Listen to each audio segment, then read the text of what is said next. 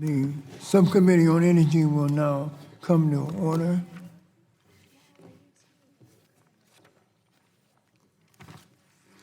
The chair now recognizes himself for 5 minutes for the purposes of an opening statement. I want to thank you all for joining us this morning for this important hearing entitled Building a 100% Clean Energy Economy, Solutions for the U.S. Building Sector. This hearing is part of a series that we will be holding in this subcommittee and in other subcommittees to highlight areas where we can achieve significant emissions reductions in order to achieve a 100% clean energy economy by 2050. As Chairman Pallone, Chairman Tonka, and I proposed back in July. As we know, the building sector is responsible for an estimated 40% of energy consumed and greenhouse gas emissions that are produced nationwide. At the same time, there are enormous opportunities for reducing these emissions through technology advances, efficiency standards, and innovative programs such as Energy Star, smart metering, and others that are on the drawing boards. Additionally, there are tremendous employment opportunities for putting Americans to work in my district and in every district in our nation. These are good-paying, quality, retrofitting jobs that cannot be exported. In fact, earlier this week, E4 the Future released its 2019 Energy Efficiency Jobs in America report, which showed that the energy efficiency sector added more jobs than any other energy sector for the second straight year. The study noted that there are over 2.3 million Americans currently employed in the energy efficiency sector, including more than 89,000 jobs in the state of Illinois and over 5,000 jobs in my district on the south side of Chicago. While it is important for Congress to provide resources and establish policies to guide actions in these areas of energy efficiency, as my bill, H.R. 1315, the Blue and Green Collar Job Bill does, it is also critical that the federal government sets the example through its action. You can't lead where you don't go. There are literally thousands of federally owned office buildings, courthouses, post offices, and the likes that must be retrofitted in order to save millions, if not billions of dollars annually in energy savings. My staff is working on legislation that would ensure that the Federal Energy Management Program, or FEMP, must ensure that minority business owners and entrepreneurs are able to participate in this multi-billion-dollar tax-funded program. Indeed, it is way past the time for the Department of Energy to open up these contracts so that the good old boys networks are not the only entities receiving these lucrative government-backed contracts. Tackling this issue of making our homes, our schools, and our businesses more energy efficient will save money, put people back to work, and expand the American middle class. It would help us to address the severe issue of climate change also. So I welcome each of these distinguished panelists to today's hearing. and I look forward to engaging them on the best ways to achieve each of these objectives. It is now my distinct honor, privilege, to welcome my friend and my colleague from the great Midwestern state of Michigan, the ranking member, Fred Upton, for his opening statement. Well, thank you, Mr. Chairman. We are close friends for sure, but I also want to thank our witnesses for appearing before us today. But before we begin, I just want to call our attention to a legislative matter that does require the full committee's attention. As you know, the Pipeline Safety Act is about to expire in another week and a half, and we should remind everyone that this is a reauthorization bill that we have consistently passed with unanimous consent under Republican majorities. I am troubled that we're not yet at a point where we can say that we have a bipartisan agreement to move forward to full committee. We owe it to our constituents to do better, so I would hope that we can work together on this bill in the short couple days ahead. Turning to the subject at hand, I want to use today's hearing to focus on real-world solutions to improve the performance and environmental sustainability of our homes and our commercial buildings. Thanks to innovation and technological advancements, we are making great strides to reduce energy consumption and enhance building performance, but we still have room for improvement. So as we consider clean energy solutions for the building sector at the federal level, we have to recognize that these high-performance or green technologies are often more expensive to design, build, and maintain. And as policymakers, we need to take this into account, especially as we are confronted with declining rates of home ownership, increasing rental prices, and high vacancy rates in many American cities. I believe that cleaner solutions for the building sector must meet three core objectives. They have to be affordable, cost-effective, and they must be driven by consumer demand rather than government mandates. Housing affordability is my number one concern. It has been reported that housing affordability is near a 10-year low, and public polling confirms 80% of Americans think housing affordability is, in fact, in a crisis. With a large and growing share of American households having difficulty finding housing that they can afford, this committee should be focused on ways to make housing less expensive rather than piling on more regs and driving up the costs. I'm also concerned about the cost effectiveness of some of the proposals, such as those with net zero or carbon-free mandates. We need to be honest about the performance trade-offs, the higher upfront costs, and the number of years it will take to pay back the difference. We have to look at the life cycle of the products and the building itself before jumping to a one-size-fits-all regulation that does, in fact, pick technology winners and losers. Finally, I just believe that clean building solutions must be consumer-driven in order to be successful. Consumers know what they want, they know what they don't like, and they question about government telling them what they can and cannot have. Americans demand high performance, cost effectiveness, and most importantly, plenty of options to choose what works best for them. Experience has shown that consumers are turned off by expensive mandates, but they are more open to properly placed incentives. And as we think about clean solutions for the building sector, I would challenge everyone to think about clean building solutions that really do add value to their homes. With that, I look forward to the hearing. I also want to have a special welcome to Aaron McIntyre, who has traveled from, yes, the great state of Michigan to be with us today. He's got a great perspective. He's a custom home builder, a leader in energy efficiency and environmentally friendly design, state of Michigan building inspector, and he provides research and consulting to the business building sector as a whole. And with that, Mr. Chairman, I yield back.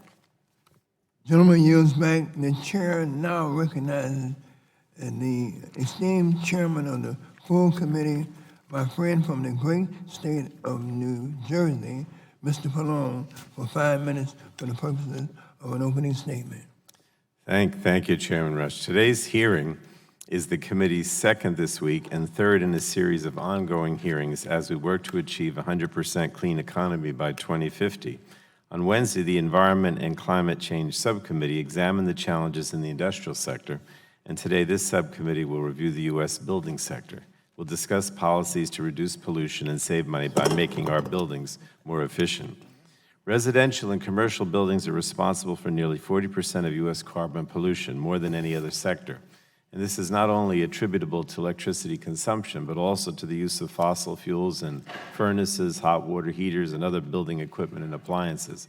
Roughly half of building floor space in the U.S. is heated by fossil fuel-fired systems.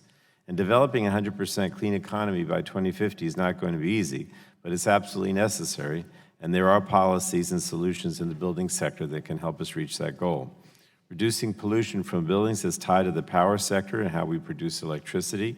Buildings account for 70% of U.S. electricity consumption, and that means making them 100% clean requires transitioning the power sector to clean, no-carbon resources like renewables and nuclear power. And perhaps the quickest and easiest way to reduce building emissions is by improving building efficiency. Existing energy efficiency measures have shown the ability to dramatically reduce building energy use and the associated operating costs for heating, cooling, and lighting. Yet there's much more we can do to accelerate and broaden the adoption of these technologies, adhering to strong building energy codes, updating federal minimum energy efficiency standards for building equipment and appliances, and bolstering federal support for programs to weatherize homes can all make a huge impact. Unfortunately, President Trump is stifling this effort to both save money and reduce carbon pollution. His administration has refused to finalize or update efficiency standards for more than a dozen consumer products. At the same time, he's rolling back efficiency standards for light bulbs, allowing inefficient products to stay on the market for years. And this wastes energy and costs consumers more money. And as we explore ways to reduce carbon pollution from the building sector, we have to improve the energy performance of existing buildings that will likely still be in use in 2050. So the upfront costs of retrofitting remain a barrier we must address. This committee has already acted by passing a bill authored by Chairman Tonko and Rush to increase funding for DOE's Weatherization Assistance Program. We passed legislation by Representative Kelly to provide funds for public building efficiency upgrades, and we passed Representatives Stanton and Vesey's bill to reauthorize the Energy Efficiency and Conservation Block Grant Program. And these are all going to help, but we still need to do a lot more to meet the 2050 goal. There are several interesting ideas that I look forward to exploring today, including performance standards for existing buildings, innovative smart building controls, the use of net zero building materials and designs, and electrification of heating and cooling systems. States have often been leaders on this issue. My home state of New Jersey has a draft energy master plan that calls for electrifying the building sector by 2050 and reducing the reliance on natural gas for heating homes and buildings. And other states are making similar progress, but the federal government must also lead efforts to decarbonize commercial and residential buildings across the country. Making existing buildings more energy efficient can create jobs in every community around the country. Over 2 million Americans work in energy efficiency, and it's the fastest growing energy sector in the whole country. So the widespread need for this work also creates opportunities to invest in worker training and address local unemployment in vulnerable communities. Increasing federal investment in energy efficiency will spur job growth and community development that will impact every state and district. And reducing building emissions will help us address the climate crisis, obviously. It will also lower energy bills and make the buildings we live and work in more comfortable, safer, and healthier. So I look forward to the testimony from our panel of witnesses today as we look to find solutions that will work for all of us. And with that, Mr. Chairman, unless somebody else wants, there's not much time left, I yield back. The chair yields back. Members, I want to take just a moment for personal privilege before we entertain our and listen to our witnesses. Some 15 years ago, I hired a young man on my staff who has been have grown to me such a remarkable and effective, brilliant young man. And a few days ago, he informed me that he would be leaving my staff to go to the private sector. And I must note that this was a few weeks after he got married. So he married a wise woman. She made him leave in order to go make some more money. But notwithstanding that, I just really wish us, and this man has meant so much to me and to each and every one of you, I hope. And on his last day, this is his last hearing before in this subcommittee. Would you please join me in giving John Marshall a big round of applause. I appreciate it.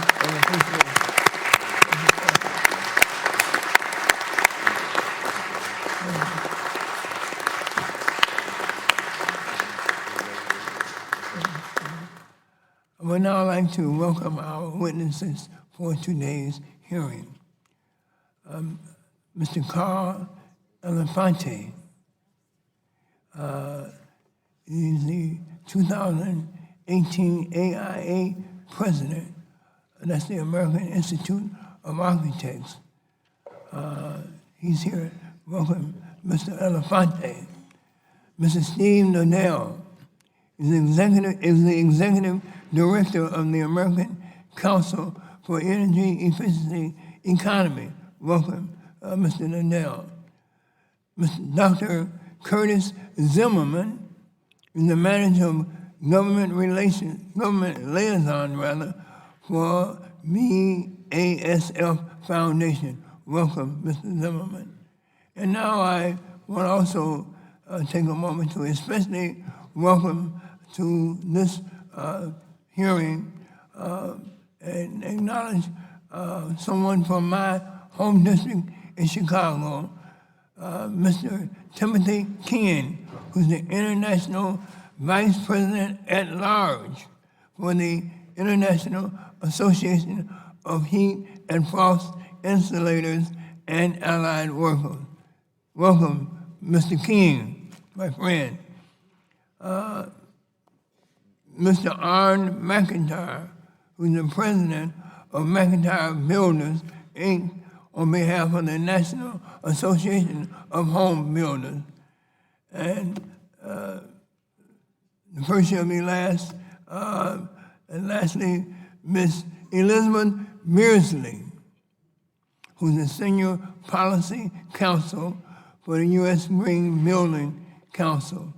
I want to thank you all for joining us here today, and we look forward to your testimony.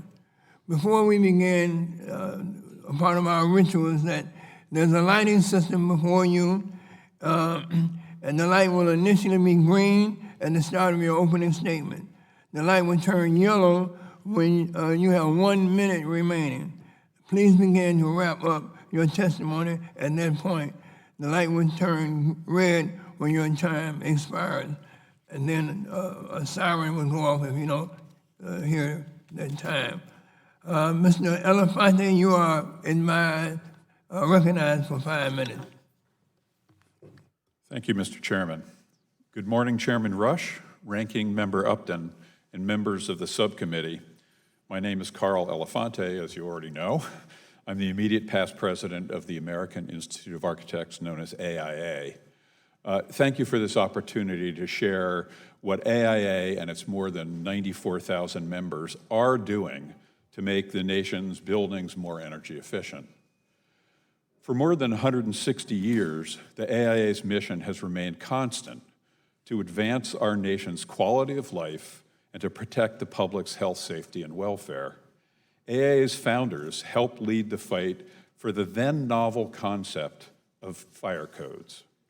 Today, it is unimaginable that any building would be constructed without following them. Right now, we are at a similar inflection point when it comes to the built world, specifically the necessary role of buildings to fight climate disruption. Buildings account for 75% of the electricity use in the United States and 28% of methane use. Overall, buildings represent 39% of the nation's primary energy use and greenhouse gas emissions. To reduce the impact of buildings on our environment and to make our communities healthy, secure, and resilient, AIA supports your goal of net zero emissions for the buildings by 2050. To achieve your goal, we are focused on 4 imperatives. First, net zero carbon building design. Second, net zero carbon renovation and retrofit. Third, net zero carbon construction and materials. And fourth, renewable energy use in buildings. Success of these initiatives will require a holistic, integrated approach and long-term commitment to incorporate these strategies into the design, construction, operation, and maintenance of the nation's buildings. Ultimately, in the decades ahead, we want them to be as fundamental to the construction of buildings as fire and life safety codes are today. Why? Because the threat posed by climate disruptions to our homes, cities, nation, and planet require that we fundamentally re-examine how we develop and adapt the built world. To cite one example, and one that receives too little attention today, it is important to rapidly accelerate the retrofitting of existing buildings. It is estimated that in order to meet 2050 emissions targets, among other actions, 75% of the existing commercial and institutional building stock, 54 billion square feet, needs to be renovated or retrofitted. That's on average nearly 2 billion square feet per year. For context, that is about 4 times current rates, which, by the way, are at an all-time high. That's a prime example that highlights the magnitude of the challenge. But as architects, facing big challenges is our day job. We know that appropriate standards of design and construction can be utilized to combat climate disruption. We also know that partnership with business, civic, and elected leaders is the surest path to success. The nation's architects, engineers, developers, building product manufacturers, and others have the technical expertise needed to contribute to the fight of climate disruption. However, we can do more in partnership with you and your colleagues at the federal, state, and local levels who share your vision and our passion to transform the built environment. Together, we can make a difference. Together, we can assure that buildings help achieve dramatic reductions in energy use and greenhouse gas emissions to fight climate disruption. AIA looks forward to working with you, this subcommittee, and Congress to make our nation's buildings part of the solution to climate disruption through the power of design. Again, thank you to the subcommittee for this opportunity. I look forward to your questions and our discussion this morning. The chair recognizes Mr. Stephen Nadell for 5 minutes. Okay. Thank you, Mr. Chairman, Ranking Member, other members of the committee. I appreciate the opportunity to testify here today. My organization, the American Council for an Energy Efficient Economy, otherwise known as ACEEE, was founded in 1980 by researchers at universities and national laboratories. We produce more than 30 reports and other research products each year on energy-saving technologies, programs, and policies. Earlier this week, ACEEE released a major report entitled Halfway There, Energy Efficiency Can Cut Energy Use and Greenhouse Gas Emissions in Half by 2050. This report shows how energy efficiency can make a large contribution toward reaching long-term climate goals while also saving consumers and businesses money, providing jobs, improving comfort, and reducing the health impacts associated with indoor air pollution. Specifically, our analysis included 11 different efficiency opportunities, which 5 address the building sector: improved appliances and equipment, zero-energy new buildings, smart buildings, building retrofits, and electrifying existing buildings. Overall, we estimate that the 11 opportunities can reduce 2050 U.S. energy use by about 50%, cut it in half, and also reduce carbon dioxide emissions, in this case by 57%, in total reducing greenhouse gases by about 50% once we include the non-CO2 greenhouse gases. The building sector accounts for nearly 40% of U.S. energy use and emissions. We found from our 5 buildings measures that 2050 building sector energy use could be reduced by a little over 50%. No single measure dominates the savings. The overall savings require the combined effect of many different measures, as shown in Figure 1 in my written testimony. And they were going to try to show it on the screen, but I guess that didn't work. So very good. Thank you. In addition, we conducted a policy analysis looking at policies to implement each of the efficiency opportunities we analyzed. Our policy analysis found a path for achieving about 90% of the efficiency opportunity we identified. A little bit more than 90% for commercial buildings, a little bit less for homes because of the difficulty convincing people to retrofit their homes. The allocation of savings by policy is shown in Figure 2 of my written testimony, which I believe, yes, thank you very much, which shows up there. Let me talk now a little bit more about some of the policies, starting with new construction. As the law of holes states, when you're in a hole, the first thing to do is stop digging. In order to address climate change, one of the first priorities is to stop building inefficient homes and buildings and instead build them as efficiently as possible. While substantial progress has been made, multiple organizations are all targeting adoption of codes by 2030 that will move towards zero energy or zero carbon new homes and buildings when the energy use is summed over the course of an entire year. Such buildings typically combine high levels of energy efficiency to reduce loads about 70% below typical new buildings, with on-site renewable energy systems to provide the remaining energy. And where there is not sufficient on-site renewable energy, off-site renewable energy can be used. In order to encourage movement towards these types of buildings, we recommend a variety of steps. First, adopt H.R. 3962, introduced by Representatives McKinley and Welch. This includes provisions promoting regular updates of building codes, as well as a variety of other provisions. It will not require zero energy codes, but will set up a process that will further steady code improvements. Two, we recommend going beyond McKinley-Welch provisions and for DOE to assist cities and states in adopting improved codes, as well as conducting additional research. Third, we recommend providing tax incentives for zero energy homes and buildings, with the incentives eventually phasing out as market share becomes substantial. And fourth, we recommend requiring that new federal buildings, as of a future date, be zero energy buildings. In this way, the federal government can be a leader. While these buildings may cost a little bit more, citations I provide in my full written testimony show how they are highly cost effective in terms of the energy savings will pay back the higher cost in just a few years. Second area we recommend is doing more on appliances and equipment, building on the Appliance and Equipment Standards Program and also tax incentives to encourage the best equipment. In the interest of time, I won't go into details there because I wanted to get to improvements to existing buildings, which are very important.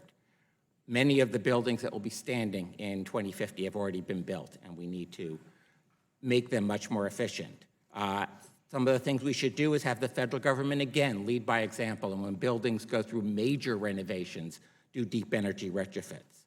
Likewise, Department of Energy can do more to work with cities and states on energy use benchmarking and retrofit programs. We also recommend expanding retrofit programs, including the Weatherization Assistance Program for low and moderate income families, as well as adoption of the Homes Act that Representatives McKinley and Welch have introduced. In my written testimony, I provide a few examples of cross-cutting policies as well, and I'm happy to answer questions about those as well. But since my time is up, I therefore look forward to your questions. Thank you. Well, thank you, Mr. Liddell. The chair now recognizes Dr. Zimmerman, who's recognized for 5 minutes. Good morning, Chairman Rush, Ranking Member Upton, and members of the subcommittee. I am Curtis Zimmerman, Manager and Government Liaison of BSF Corporation. We truly appreciate the opportunity to testify. Would you please speak more directly into the microphone? I'm so sorry? Would you please speak more directly into the microphone? BSF Corporation is headquartered in Florham Park, New Jersey. We operate over 100 sites in 30 states, including several represented by members of the subcommittee. And BSF employs 20,000 people in North America. We are the largest chemical company globally, providing a wide range of chemistry solutions for all sectors of the economy. At BSF, we create chemistry for a sustainable solution, including a number of solutions for the built environment. I provided detailed examples of our chemistry innovations used in sustainable construction in my written statement, so I'll highlight just a few today, as BSF products and materials contribute to the efficiency and sustainability for the built environment across the U.S., including our own buildings. First, BSF corporate headquarters building is one of the largest sustainable buildings in the state of New Jersey. Opened in May 2012, the 325,000 square foot building features a number of BSF products and chemistries that lower its energy consumption and prolong its service life. Designed to achieve LEED Platinum standard and featuring high-efficiency HVAC, lighting, glass, and office equipment, our building uses much less energy than a conventionally designed building. In addition to a number of water-saving features and the use of recycled materials, it has a 30% improvement in indoor air quality, and more than half of the energy used for our building is supplied by renewable sources. Many of our facilities have also undergone major roofing upgrades, utilizing our spray polyurethane foam technology. The seamless and monolithic application of the spray foam can be applied directly over an existing roof. This not only improves the efficiency and durability of the roof, but also lowers labor and maintenance costs. Additionally, our facility in Huntsville, Alabama has twice been awarded the Air Pollution Control Achievement Award by the city. In 2017, the site performed an LED lighting upgrade that saved 1 million kilowatt hours, and in 2018, it achieved platinum level zero waste validation from UL, currently the only manufacturing facility in the Southeast to do so. More importantly, however, is the sustainability solutions that our products provide for our customers. For example, our HP Plus wall system embodies a new way to build homes. This innovative wall works as a system and features two types of insulating foam, spray polyurethane foam, and graphite-enhanced polystyrene foam called Neopore. In addition to its superior insulating performance, the design capacity of the wall is up to 130% greater than the design capacity of a standard wall, making the HP Plus wall stronger than those on typical houses. Because of its structural performance, this wall system can reduce the amount of lumber needed by up to 25%. This innovation delivers efficiency and resilience so that our customers, who are builders, can better serve their customers, the home buyer. This brings me to my last point, and that is innovation and technology deployment into the built environment. Embracing new ways to design, build, and construct homes, buildings, and infrastructure will further deliver efficiencies and sustainability across this important sector. By 2050, the world is expected to hold 9 billion people who will not only need food and clean water, but will also need shelter. How do we construct the buildings of the future that meet the demands and growing population while conserving our limited resources? What is the role of government in the process? As an energy-intensive company, BSF strives to be as energy efficient as possible. BSF has made efforts to play a leadership role by incorporating efficiency and sustainability into our own buildings, as well as providing those same solutions for our customers. The federal government, as the largest landlord in the U.S., has an opportunity to do the same. Government can utilize tools like energy savings performance contracts and undertake deep efficiency upgrades in its own building stock. For example, BSF has already supplied 100 million square feet of installed roofing formulations across many federal agencies, including NASA, Navy, DOE, and DOD. We appreciate these collaborations and hope that the government buildings are not unnecessarily wasting money on energy costs, as that can detract from important mission-specific activities. Thank you for your opportunity to testify today about the solutions BSF is providing for the built environment. There's always more to do, and we look forward to working with you as you consider ways to further promote efficiency and sustainability across the important sector. I look forward to answering any questions. Thank you for your time. I want to thank you, Dr. Zimmerman. The chair now recognizes Mr. King for 5 minutes for the purposes of an opening statement.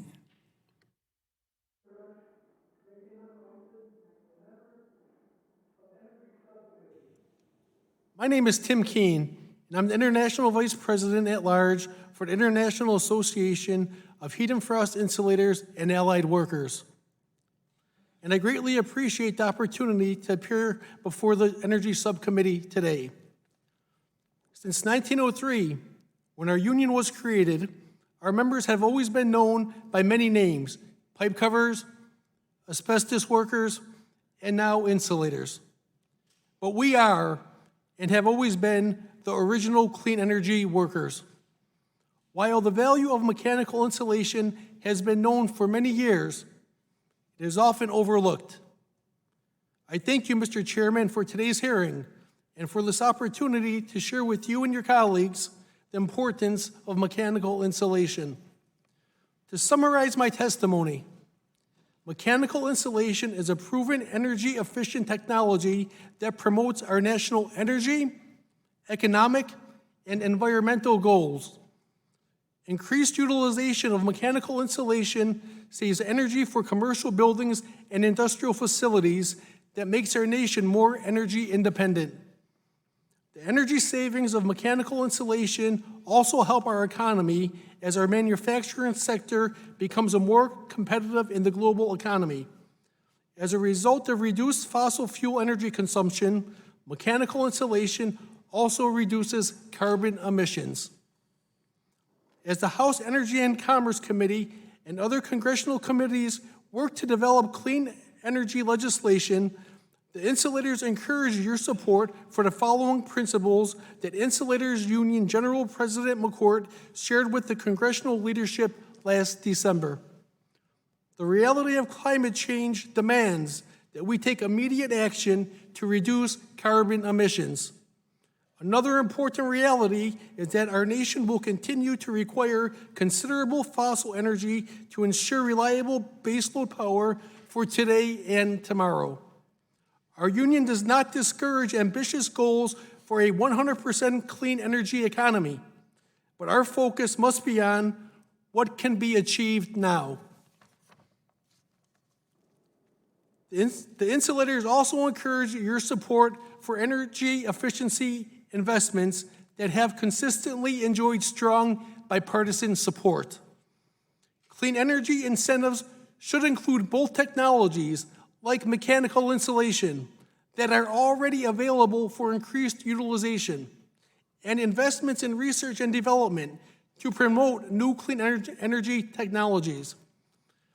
It is also imperative that clean energy legislation contain bipartisan building trades labor standards, Davis-Bacon prevailing wages, use of project labor agreements, to ensure that clean energy jobs are good jobs.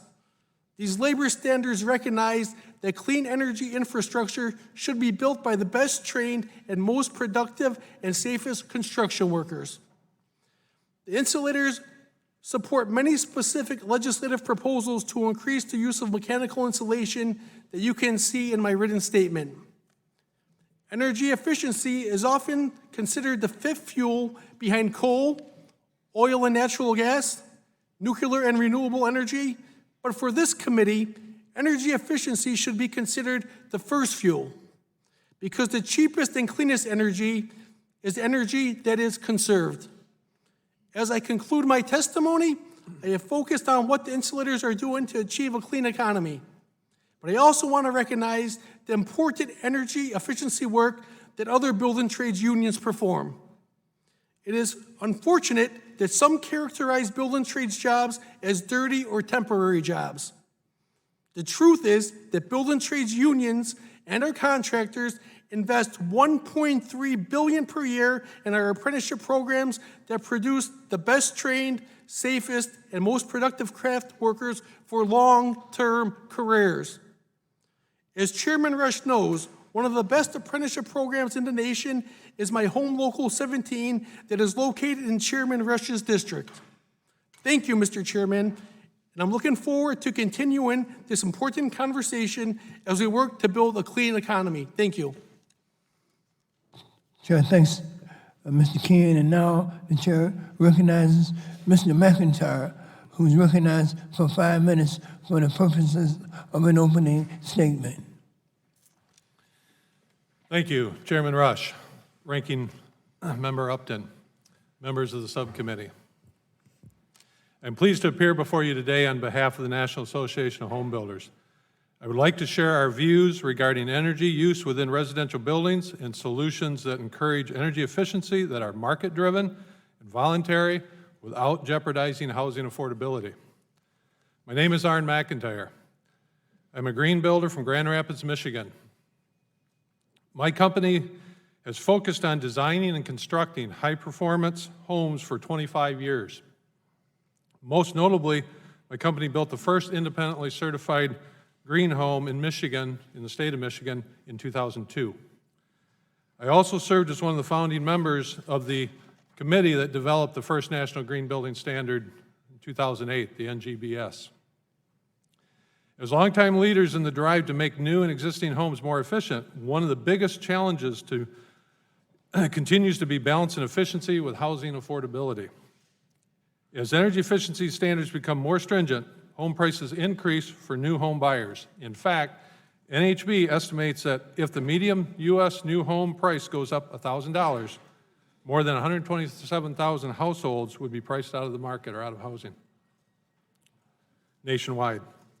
First and foremost, Congress must factor in housing affordability when looking at solutions for a 100% clean economy.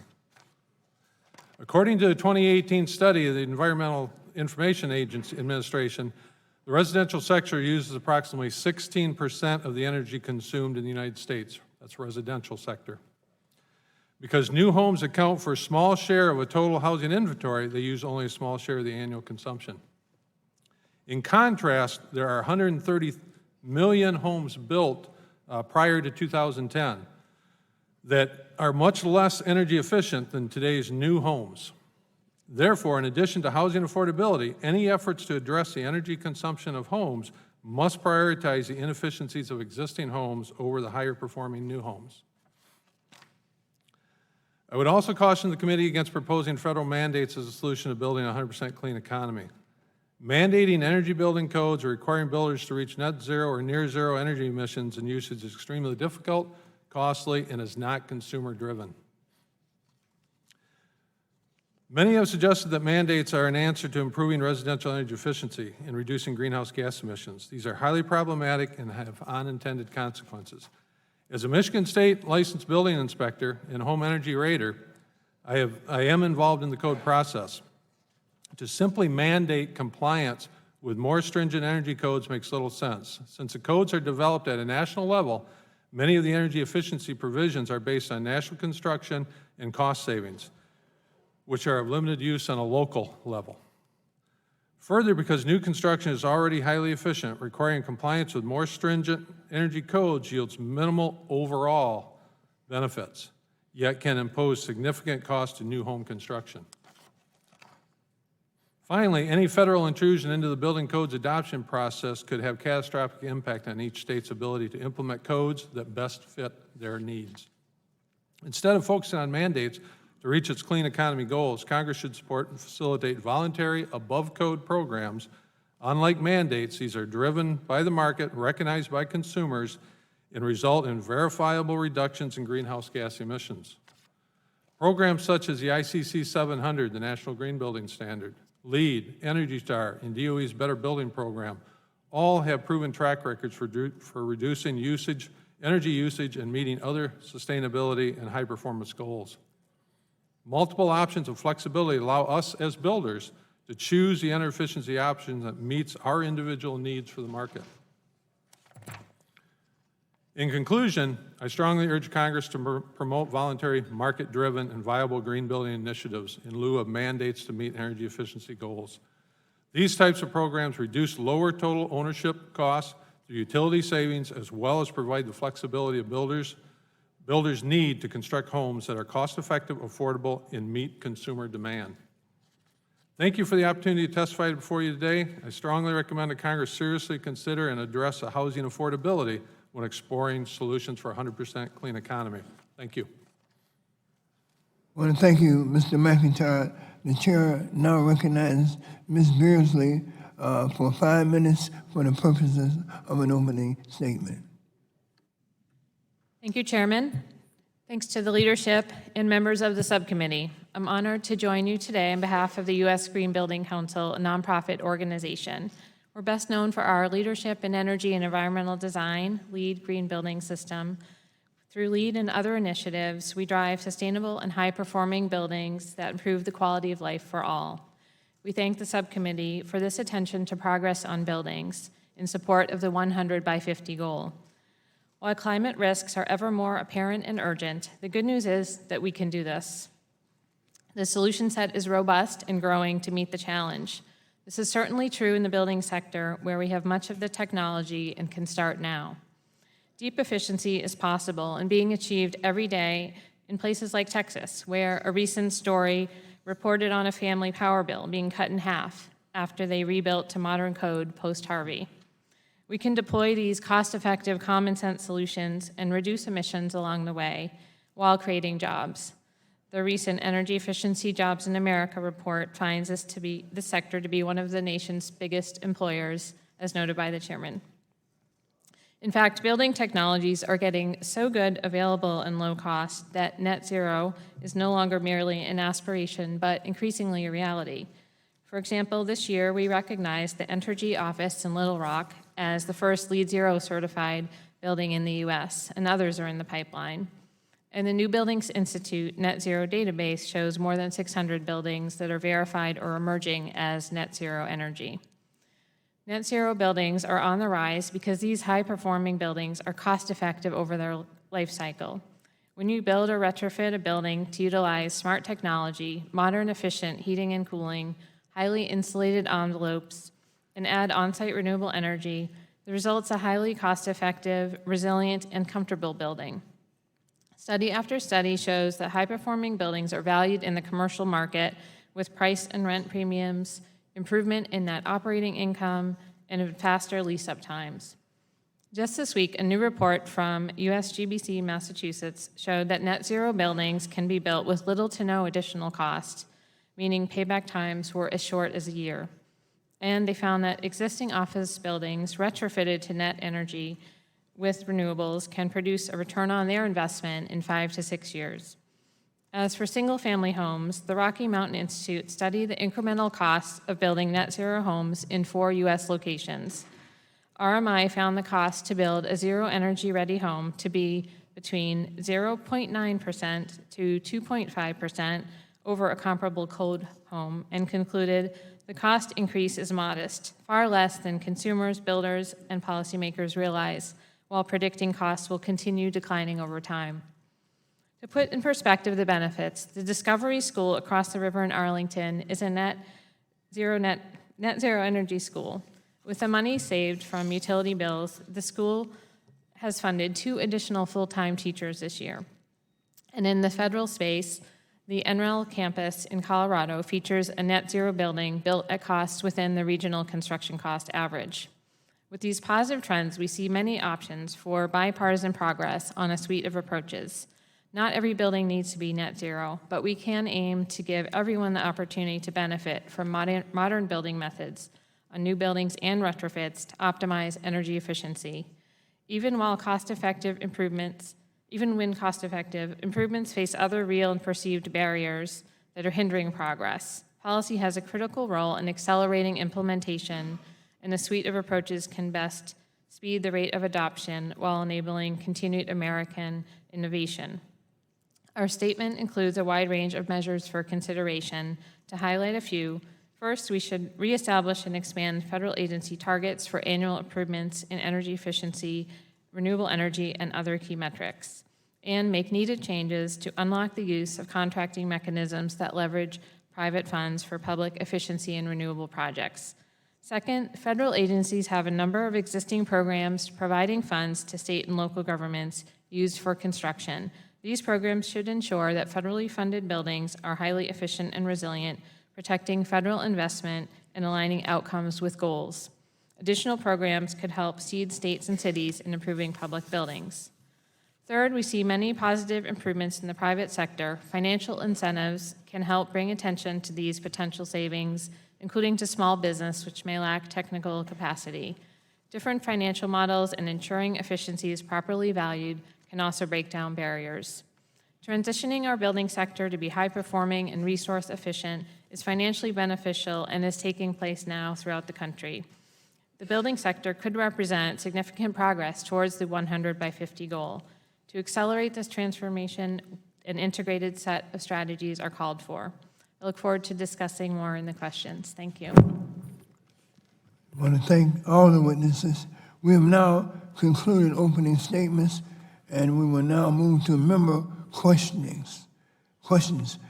Each member will have 5 minutes to ask questions of our witnesses. And I will start by recognizing myself for 5 minutes. Mr. King, I want to thank you for joining us here this morning, and I appreciate your willingness to work with my office to hold an energy efficiency job readiness fair early next year in my district. My office will follow up with you to confirm the logistics, and we are eager to work with Local 17 chapter of the Insulators to provide you with hardworking, qualified candidates to help swell the ranks of your union. My office, Mr. King, receiving information regarding some of the programs that you conduct in my district, including the St. Paul Community Development Program, the South Suburban Highway to Construction Career Program, and the Chicago Women in Trades Program. Can you briefly summarize what each of these programs do and how an interested candidate may enlist in each of these programs and the impact of each of these programs on energy efficiency? Thank you for the question, Mr. Chairman. When we go to these different sectors, when we're doing our reach out, okay, it's an umbrella. We try to hit as many places as we can to make sure that we reach out to all communities. With the Women Build Nations, that's a big movement for our ladies in the trades to express how being a tradeswoman is. As far as the reach outs to the different communities and the different groups with Mrs. Ford, we want the communities to know that we're there for their people, that we offer not just jobs, we offer careers. And we want to really, really bring it home with our people all across the board, especially in Illinois and in Chairman Rush's in your district. We want to reach out to the people. We want them to learn as they earn with an apprenticeship. And the big thing is, after their 5-year apprenticeship, they were paid to learn for 5 years. And now they're going into the job market with not just a job, Mr. Chairman, but a career. Very much. Mr. Elefante, my office will be partnering with the Argonne National Laboratories, Commonwealth Edison, the Illinois Institute of Technology, and other organizations in one of the poorest neighborhoods in my city, in the Inglewood community, to develop affordable, energy-efficient housing that can be used as a national model. And I would like to follow up with your organization, the AIA, to work with these housing developers and that will consist of some of the most innovative energy efficient designs possible. I would like to work with you if I can follow up with you and get your organization to work with us. Would that be something that you may be interested in? Yeah. Absolutely, Mr. Chairman. Thank you for the question. Housing design has always, of course, been a really important part of what we do. If you look at the statistics of the building stock, housing is, an enormous part of it. 325 billion square feet of building in the United States of America. About 2 billion square feet of that is single-family residential. The remaining 130 plus billion square feet is somewhat equally divided between multifamily housing, commercial and institutional buildings. So each one of them is an enormous sector. Our work with affordable housing has shown that housing affordability and energy efficiency are not oxymorons that don't go together. But actually both can be achieved together. So we'd be happy to work with you to really demonstrate that affordability and energy efficiency support each other. The last thing I'll say on it is to just simply say that one of the things that I can say from my own work in the state of Michigan, for example, is that you end up with an affordable housing unit that then has very low utility bills in the nature of something like 20%. And that's a gift that keeps on giving. The chair is out of time. The chair now recognizes Mr. Upton for 5 minutes for the purposes of an opening statement. questioning. Thank you, Mr. Chairman. I know that we're going to be pressed for time because of the votes that are going to occur shortly. So let me just yield the first part of my time to Mr. Griffith from Virginia for. Thank you very much. I appreciate you yielding. As many of you may have seen yesterday, led by some Cornell lab ornithology scientists, a report came out that the breeding population of birds in the U.S. and Canada has dropped nearly 30% since 1970. The good news is as we're making buildings more efficient, and particularly when we're dealing with glass, we can make bird-safe buildings as well. Nearly 1 billion birds, estimates run from anywhere from 100 million, 640 million to 1 billion birds a year collide with buildings and die. Accordingly, I would ask, instead of going through all the testimony, I would ask that we have unanimous consent to submit reports on how we can have both energy efficient and bird-safe buildings. And I would mention that the American Bird Conservancy has shouted out yesterday that one of the ways to solve the problem is a bill that Mr. Quigley and I have introduced, and Mr. Welch and I are currently working on an amendment to his energy bill that would incorporate some of this language. You hear no objections, so ordered. And I yield back. Thank you, my friend.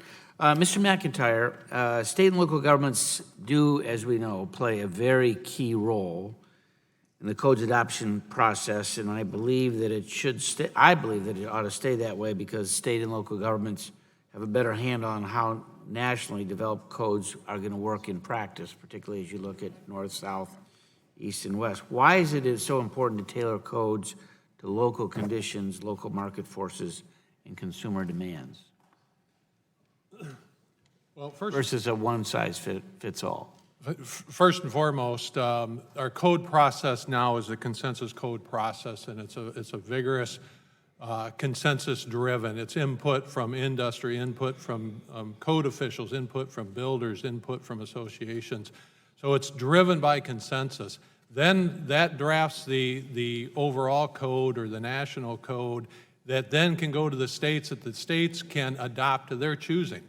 They can modify it for local conditions. They can adjust it for local conditions. They can adopt it statewide, as in the case of Michigan, with modifications for the state of Michigan, which are important to meet the needs of the consumer and the market in our state.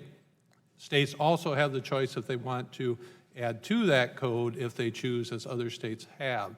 So having that flexibility as builders of the market, markets are not the same across the country. They're not the same within a state. Having the ability to adopt the code, and this is the code officials in the industry that are consensus that are doing this at the state level, is very critical to have that flexibility to deliver the product that the consumer is demanding. That's the key. The consumer, if we want this to scale, the key is developing a product. A house is a product. Developing a product that the consumer wants in the area that the consumer wants it and deliver that product to them cost effectively, and it'll go to scale. Having the ability to adopt local codes or adjust to local codes is important for that reason. So, as we all think about energy conservation, how valuable would it be, or is it done very much now, where a new buyer sitting down with a builder to actually see an audit as to what the energy efficiency will be for that home, whether it be glass, heating and cooling, water, electrical use based on the size of the... Yeah, you're referring to an energy audit? Right. That part of the value that we need, that the consumer needs to realize, they have to see and realize what they're going to get. But is that done now? Does And it's starting to be done. The folks, we do it. The folks that are building high-performance homes are doing it. We're doing it voluntarily. We have a history of the houses we've built. We've built hundreds of houses that are high-performing homes, low HERS, Energy Star, energy value housing houses. We have a record of what it costs to build them, what it costs to how they perform, and to live in. And we can start showing that to consumers, and then we can model through software what the performance of their projected home is, and give them that, I'll say, comfort level of how their house is going to perform.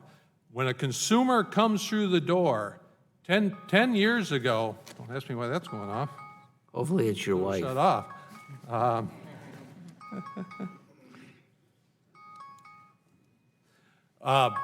Jeez. It's a robocall, but we're going to stop those. We passed a bill to get that done. When the consumer comes through the door, 10 years ago, they weren't looking for energy efficiency. Today, when they come through our door, they're looking for it because they know we have the ability to deliver that value. Yep. And that's what they ask for. So we show them that, we show them some history, and then we're on our way to going down that road with them. My time has expired. I yield back. Thank you. The chair now recognize Mr. Pallone, the chairman of the full committee, for 5 minutes for the purposes of an opening statement. Thank you, Question. Chairman. Thank you, Chairman Rush. Our witnesses today have testified that more than half of the residential and commercial buildings that will be standing in 2050 have already been built. And as we look for ways to achieve net zero emissions by that year, we'll have to find effective ways to eliminate emissions from these existing buildings. I'm actually glad they'll still be standing. I like old buildings. I don't want to knock them down. But my first question will be for either Mr. Nadel, Mr. Beardsley, or Mr. Elephant. We know that efficiency can go a long way in decarbonizing existing buildings, but we need to do more than just maximize efficiency. So just talk to us about some policy levers we can pull today to reduce or eliminate emissions from buildings beyond just improving the energy efficiency. And I'll start with Mr. Nadel, if we could. Yes, there are a variety of policies that can be pursued, and in particular, let me pick up on something that Mr. Upton was asking about. Do we provide information to home buyers on the energy efficiency of homes before they buy it? For example, the city of Portland, Oregon requires that when you put a home on the market, you provide a 1 to 10 rating. It's called the home energy score. This is information that the homeowner can consider as they buy the home, and in particular, since so many homeowners improve their homes right after buying it, can be a powerful incentive. So that would be one thing. We do endorse the Homes Act that Representatives McKinley and Welch have introduced. How do we encourage people to make those improvements? Likewise, increasing the weatherization assistance program, particularly for low, moderate income families.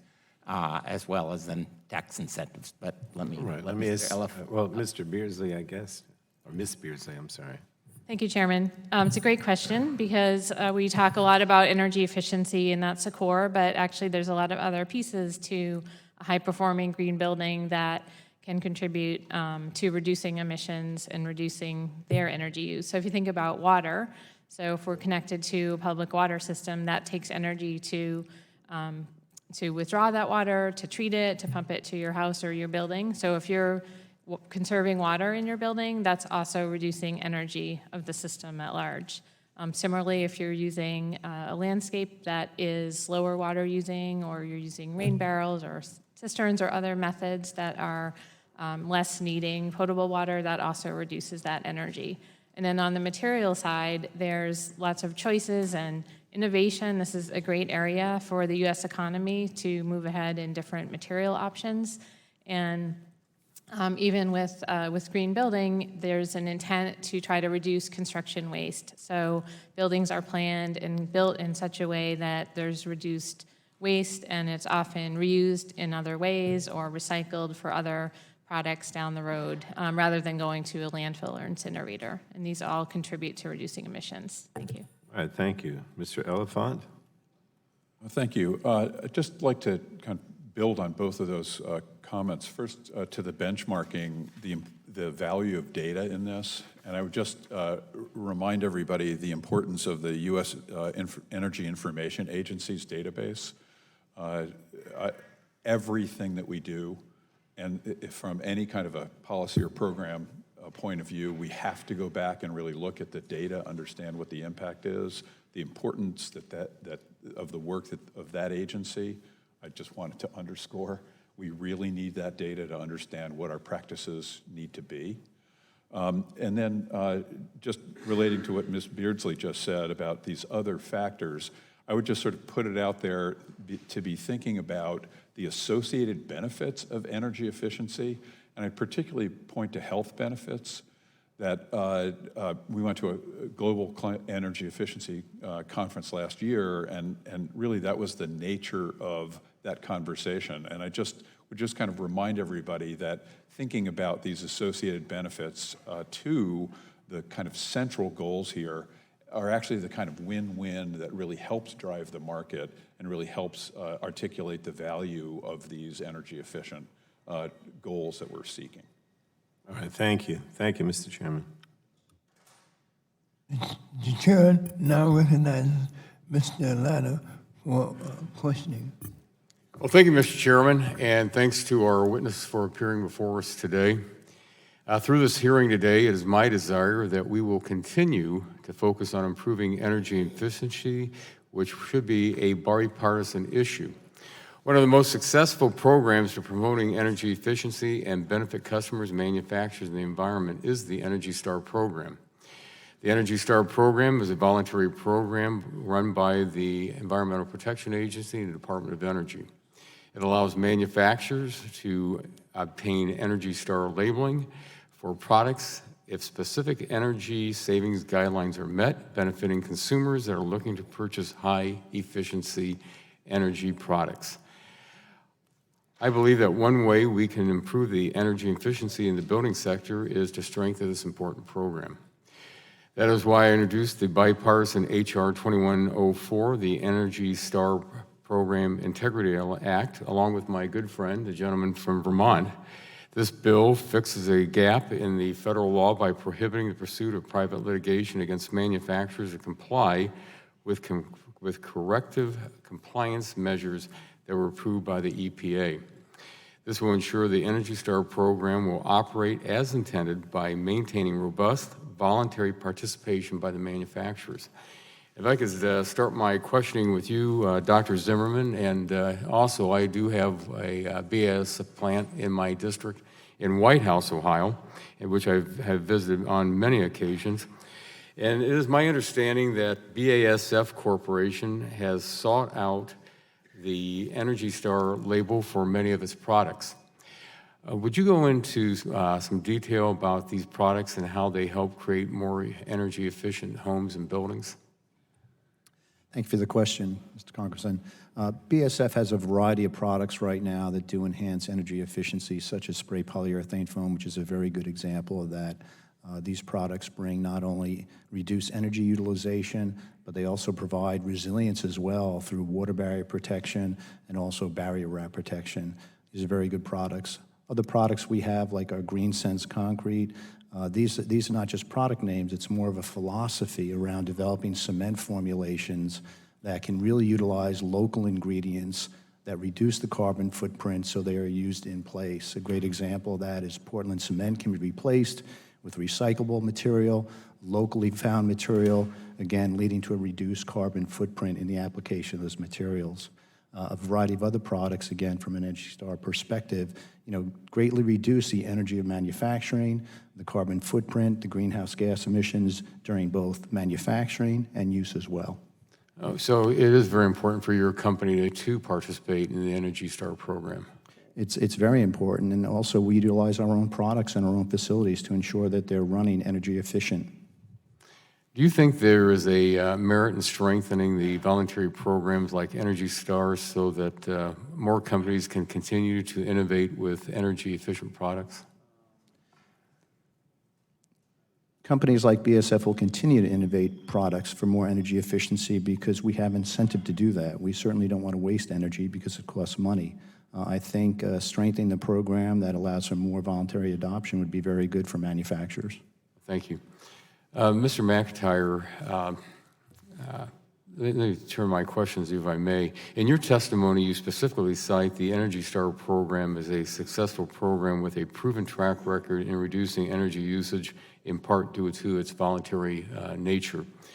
Would you explain to us why this program is so popular in the home building industry? Well, the Energy Star program is one of several, and I'll say it's somewhat the pinnacle of a high-performance home. That can be argued to a degree, but point is, when a consumer comes through your door, they are, for the most part, they want a performing home. They don't know what that means necessarily. You've got to explain that to them to a degree. And you have a HERS-rated home, you have an Energy Star home, you have green homes that you can do. We spend the time to go through and explain to them what the difference in performance is and how you get there, the systems approach, how you address the envelope, how you address the air sealing, how you address mechanical systems. And then we give them the option.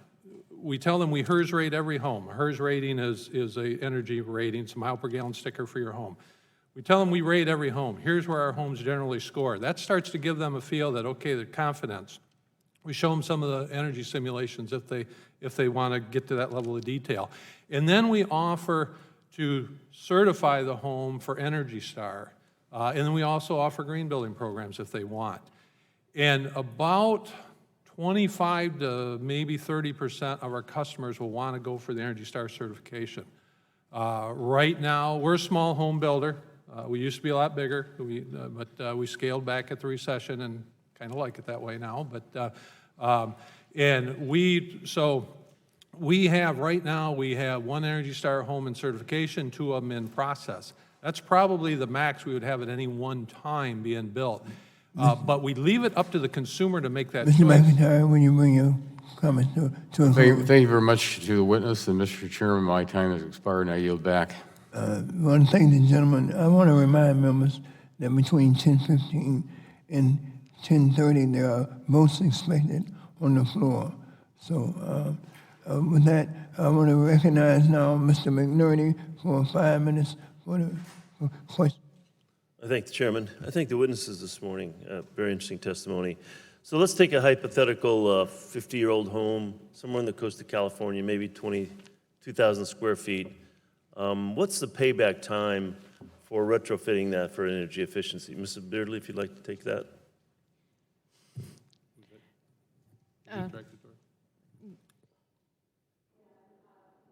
Excuse me. Thank you for the question. It really depends on, what the fuel rates are, what fuel they're currently using, what the options are in that. But generally, the paybacks, as we've seen in some of these studies, can be very small. It could be a couple of years to maybe 7 to 10 years. But I can answer in detail on the record.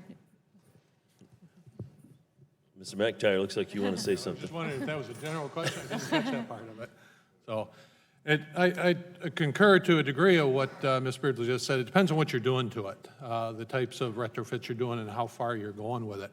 But what's important, that's a key piece to the value that we talked about. As consumers start to see that return, whether it's in their energy bills or whether it's in their gas bills or electric bills, they start to see that return, that value, then they start incurring more. They'll pay more, they'll do more as they see that value. And it's a key to get them to understand that. Once you get the market to start understanding that, they know there's true payback there, then the market will take over and start driving it, which it is starting to do. So, Mr. Nadel, could you give me some idea of how much regional variation there would be in that answer? Is there a huge difference between, say, Michigan and California in terms of payback? There definitely will be regional variation. Paybacks tend to be quicker in colder climates like Michigan. California is a very diverse state. So are you talking the Sierras? Or are you talking, the desert? But it will vary. On the other hand, in California, they use a lot less. They use a lot less energy to begin with. Okay, thank you again, Mr. Nadel. Can time shifting of energy requirements for homes be realistic, say, to sync better with renewable energy?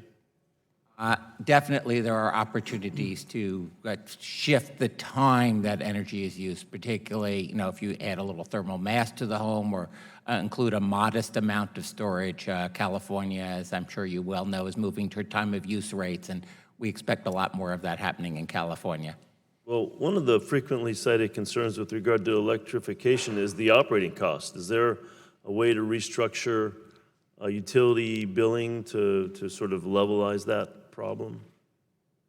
I mean, I think the general trend is to have time of use rates so that the rate varies depending on the cost to produce. But then as you're designing the retrofits, as you're doing electrification, you need to add a little bit of storage and think about it. How can you do more of your heating and cooling during those off-peak times and glide through the times when the period is high? And yes, that can be done.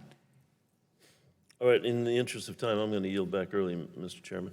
Chair, thanks, and gentlemen. The chair now recognizes Ms. McMorris Rogers for 5 minutes.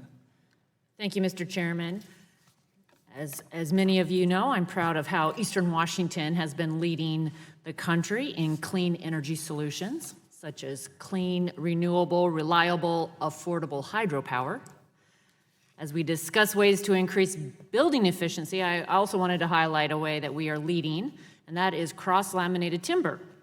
CLT is strong, sustainable, and a renewable, low-carbon building material, and it has the potential to significantly increase the energy efficiency of buildings. There are two CLT manufacturers in the United States, and they're both right now in Eastern Washington. Vaughan Timbers in Colville and Katerra in Spokane Valley.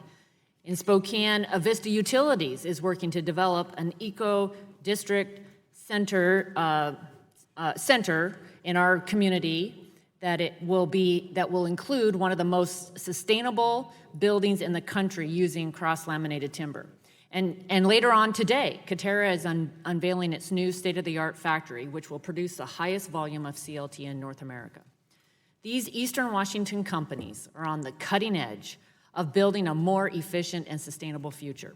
I'm excited about what the potential of new and innovative building materials and processes such as CLT have. Economic growth for rural communities, a cleaner environment, stronger buildings, and better forest management. So it really is, it's a rural job solution, it's a timber solution, but it's also a better forest management solution, but it also is part of the carbon solution. Mr. Ellenfant, do you agree that the properties of CLT, mainly in strength, flexibility, sustainability, and ability to sequester carbon, make it an ideal material to build more energy-efficient mid-level buildings? So I think that the most important thing about CLTs is that they indicate what an innovative future would look like where we consider carbon sequestration as one of the factors. I talked about the 4 things that we in the building sector understand that we must do.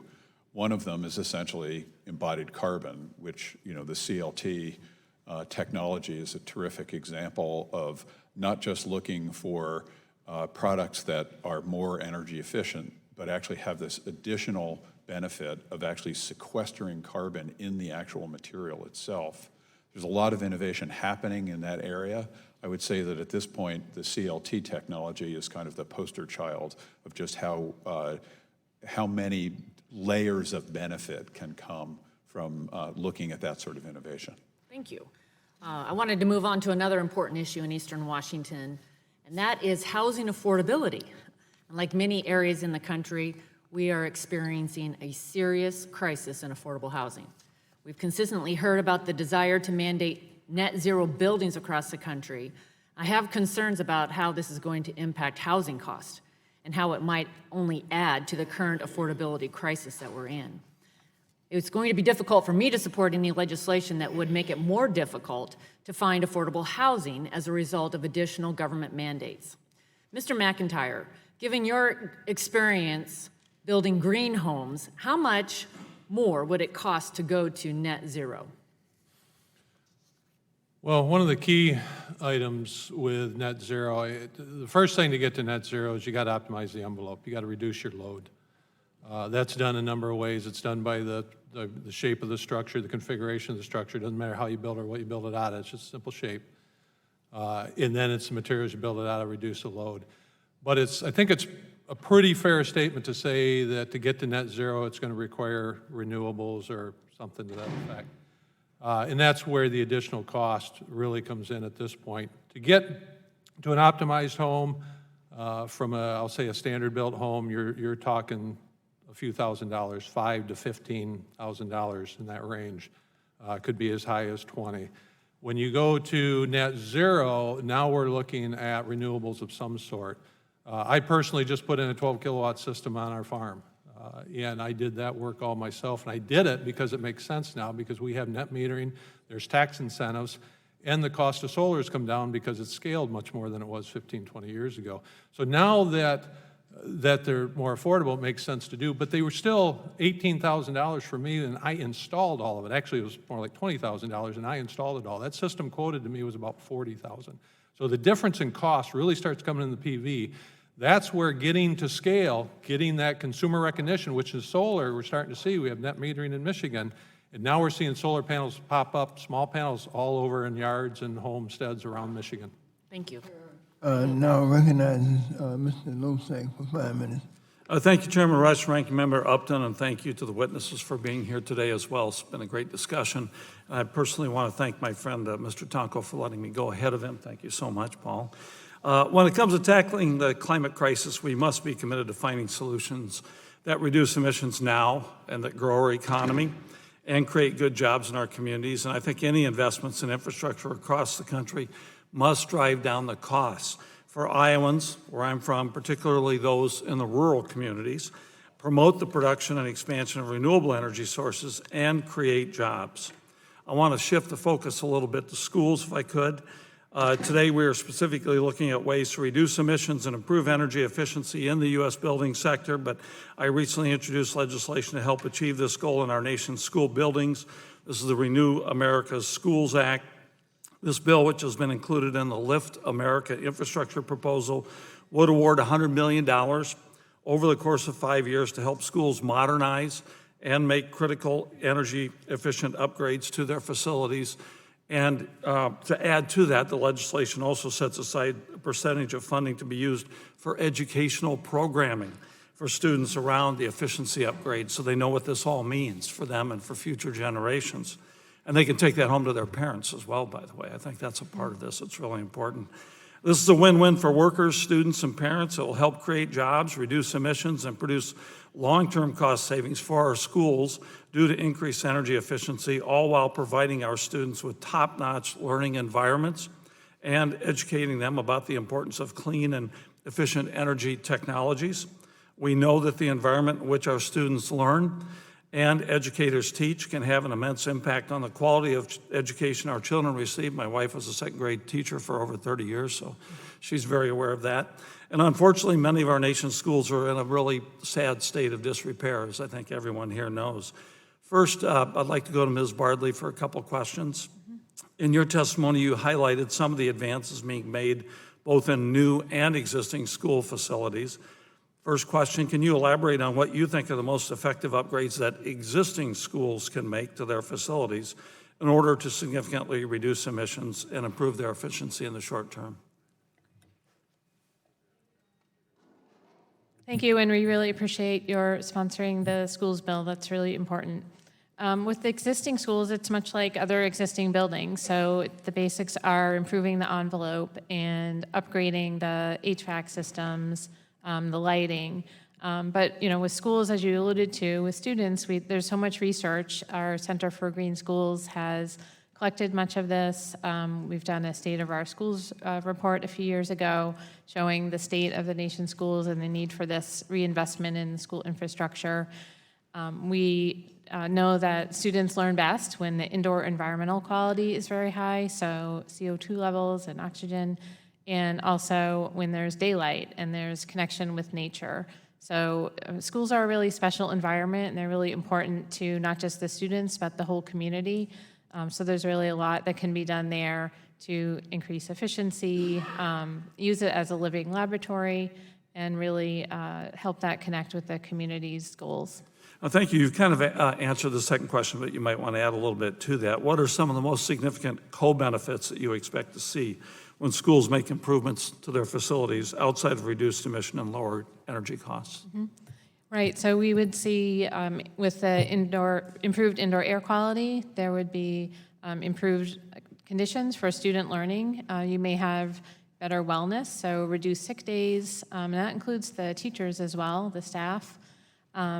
And really having that benefit of the increased connection with nature and daylight, which has been proven to support learning.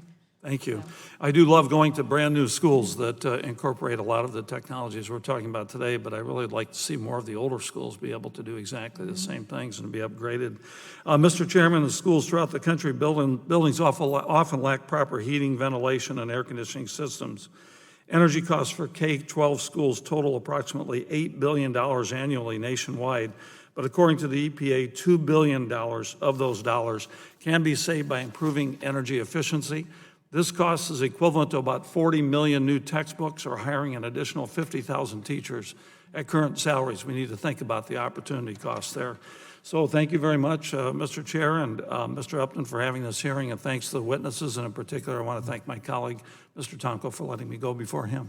Thank you. The chair thanks the gentleman. The chair now recognizes my friend from West Virginia, Mr. McKinley, for 5 minutes. Thank you, Mr. Chairman. Look, as a professional engineer, I've probably spent 50 years, nearly 50 years in the construction sector, specifying a lot of low energy use and high efficiency building. In fact, my company, about 15, 20 years ago, we were some of the first designing LEED certified buildings in this country, and certainly in West Virginia. And we tried to do this working with my fellow colleague from Vermont. We've been able to try to get some accomplishments but in energy efficiency, and I appreciate Mr. Nadel, you're underscoring 2 of our bills that we're working on, and I think that we can advance those. But I guess I don't want it to be a but on there, but there is a concern, and Elizabeth, you were the first, you've mentioned it now for the first time, was indoor air quality. And I've been troubled as an engineer that we tend to ignore that, the impact that indoor air quality is going to have effect on it, and because it's really going to stress our ability to get energy efficient, or energy reductions, costs. Because we know that typically a classroom today, it may be at best, it has 1 air turnover an hour. It may be at best. But under ASHRAE standards, it wants us to go anywhere from 4 to 20 air changes an hour. So we know we're going to be putting a lot more energy into our buildings as a result of that to achieve good indoor air quality. So little Johnny sitting there next to someone sneezing or having some whatever in the carbon dioxide buildup in that classroom is going to affect his or her health. So I know we're going to have some impact on that. So I'm a little curious about how we might be able to explain to people their energy demands are going to go up because they're currently not meeting a good air quality in our classrooms. So I'm curious to see how we might be able, so that with full disclosure, the people understand their energy costs actually might go up, but their air quality is going to improve, and little Johnny and his sister are going to be healthier when they get out of that classroom. Can you work with me a little bit on how we might be able to get the public be more aware that we're going to challenge energy for a while? Yep, thanks, Representative. And I do have to mention that I'm a frequent visitor to the beautiful Canaan Valley all winter. So, so with schools, again, as with other buildings, what we promote is a whole building approach, and that's really where you can get the most benefit and the most potential cost savings, even if you improve your air quality with increased mechanical air changes in that example. If you're looking at the whole building and you're upgrading your lighting, say you're going from old incandescent up to LED, you're adding more daylighting with better insulated windows, you're upgrading your HVAC. If you really look at it as a whole systems approach, that's where you can save money even at the same time as you're I guess, but increasing. you say it could be offset with this air. Because I think it's important for people to understand we're going to hit with, if we do the proper air changes, we're going to increase at least that component of it. And I agree with you on lighting other elements to it. But I think we need a full disclosure to make sure people are aware some component might actually increase, but the rest of it we can offset. It's an educational process we have to do with it. Yep. So, Mr. Nato, in the time frame that unfortunately we get, one of the most controversial parts that we're getting pushback on our legislation has to do with the introduction of the building energy codes. What, from your perception, what's wrong with the 10-year payback requirement? I think a 10-year payback is okay if you have the adequate financing, so therefore your loan payments, the extra loan payments are less than the energy savings. In that case, you get immediate positive cash flow, and with mortgage rates today, typically that will be the case. So would you suggest that we should stay the course on this, or should we give more flexibility to go beyond 10 years? What do you think we should do?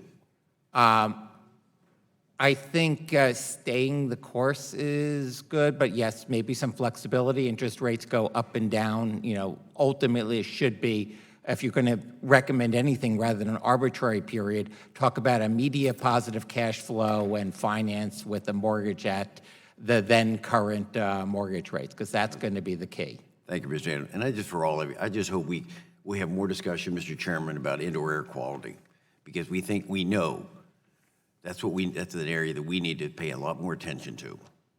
Thank you, and I yield back my time.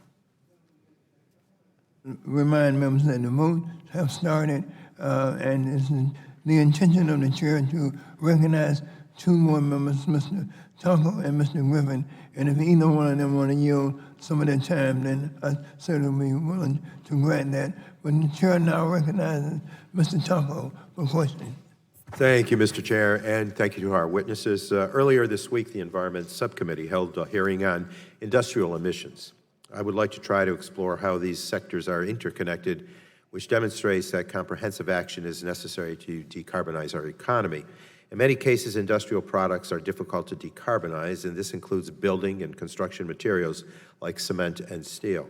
Unlike operational emissions, embodied carbon emissions in buildings are locked in place from day one. They cannot be reduced through retrofits or new energy-efficient technologies. So, Mr. Elefante, do you have any thoughts on the challenges with embodied carbon? Oh, we don't have nearly enough time. This is clearly, I would say, the challenge of 2019, to kind of get our arms around what is an emerging challenge. There's actually a lot of work. We have a summit coming up next week on this to get building product manufacturers, contractors, and architects and engineers together to essentially lay out the problem, which that's how early we are in this. But I would also just point to actually some really exciting work that's being done across many sectors. The CLTs were mentioned earlier to really address this. And I would just kind of add one thought to this, which is that we have to be thinking about embodied carbon as something looking forward. You know, what is the carbon that we're going to spend from this time forward rather than the carbon that we spent looking backwards? And when you do that, it sort of changes the lens on embodied carbon, and the importance of material product manufacturer and construction techniques as investments into energy savings then becomes the kind of formula. How much carbon are you spending to create that efficiency? How long does it take you to capture that efficiency back? A 2050 time frame is probably long enough for us to be talking about a formula that works. Thank you. And how can we encourage lower carbon materials or greater material efficiency for new construction? There's a lot of ways, but I'll point to the one that I think is actually most important, and that is the analogy of the federal government and it as a procurer of green building services and green building products. I think that the marketplace transformation that we witnessed was actually begun in the 90s by the federal government adopting new standards, and I would just underscore the importance of the federal purse as a procurer to help transform the marketplace. Thank you. And Ms. Beardsley, what do you think about this whole phenomenon? And does LEED, the lead incentivize these types of cleaner materials and greater material efficiency? Yeah, thank you. This is a great topic and one that's getting a lot more attention. We've been working on it and many of our members for quite a few years, and LEED does incentivize by looking at there's credits and points available if you reduce the whole impact of the building, and that includes accounting for key materials. And we now have the first LEED certified steel plant, Big River Steel in Arkansas, for example. So that type of facility can look at its own operations and employ energy efficiency to reduce the embodied carbon in its products. I think there's a few things you can do. You first give industry the tools to use technology to do energy efficiency in the manufacturing plants. Second, R&D to develop new technologies, and that's kind of where the CLT came out of, and there's some really cool work at MIT right now on cement. And then third, encouraging building design and construction teams to evaluate embodied carbon as they're making choices on materials. And the federal government as a procurement body, the Buy Clean California Act, there's a number of examples where this is starting to take place. Thank you. Thank you very much. We know the impact of buildings on overall emissions, but I would like to focus specifically on direct emissions. On-site fossil fuel combustion in commercial and residential buildings accounts for some 12% of our nation's greenhouse gas emissions. Mr. Nato, what opportunities and challenges do you see for electrification through products like heat pumps? Okay. Yes, heat pumps are dramatically improving. There's a whole new set of cold climate heat pumps that can work better in places like your district. Still, most of the available systems are ductless systems, but most homes have ducts. I think we need more work on ducted cold climate heat pumps to better adapt to existing homes. And I think the Department of Energy and EPRI are doing a little bit, but much more can and should be done to help refine these systems for existing homes and the ducts they have. Thank you very much. Mr. Chair, I yield back. The chair now recognizes Mr. Griffiths for 5 minutes. Thank you, Mr. Chairman. The ranking member earlier yielded to me so that I could talk about bird-safe buildings and how we can do that fairly efficiently while we're making the buildings energy efficient. So I will return the favor from my friend from Michigan to another friend from Michigan, Mr. Wahlberg, and I yield to Mr. Wahlberg. I thank the gentleman and appreciate the fact that we have a gentleman from Michigan here today who has extensive experience in what we're talking about, including a demonstration home in my district, worked with the Intermediate School District, not far from my house. That shows what can be done, but it has a reality about it of what it costs. I represent many areas in my 7th district that are extremely rural, and many of the net zero technologies being mentioned here today aren't exactly cheap or accessible in Adrian, Michigan and the surrounding areas. While I'm for efficiency, and 19 years ago, my wife and I renovated and restored completely our 1837 vintage farmhouse. And at that time, what we did in air conditioning, heating, electrical systems, water systems, everything about that place was up to date. That's 19 years ago. And so since then, we've been attempting little by little to continue updating to standards, but it takes time and it's expensive. So in your testimony, Mr. McIntyre, you mentioned that net zero building is extremely difficult, costly, and impractical in many parts of the nation. Could you elaborate further? Do you have examples why this would be the case in states like Michigan? Well, a lot of what drives that is the complexity of understanding when you build a net zero home or you build a high performance home. I wouldn't necessarily go to net zero. You build a high performance home.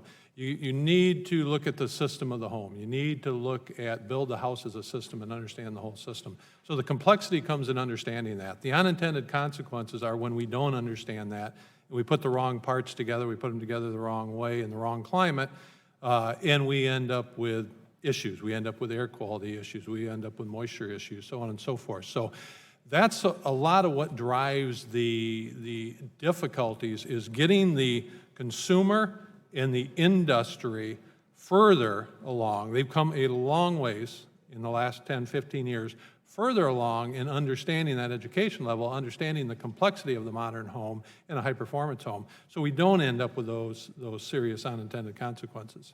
Okay, thank you. Mr. Zimmerman, how does customer demand influence the type of products you sell? Certainly, customers are demanding more and more resilient and sustainable products. They may specify that they want to be able to prove that they have a reduced carbon footprint, and we certainly take that into our product design. Do they know the specifics that they're looking for, or are they expecting somebody to tell them?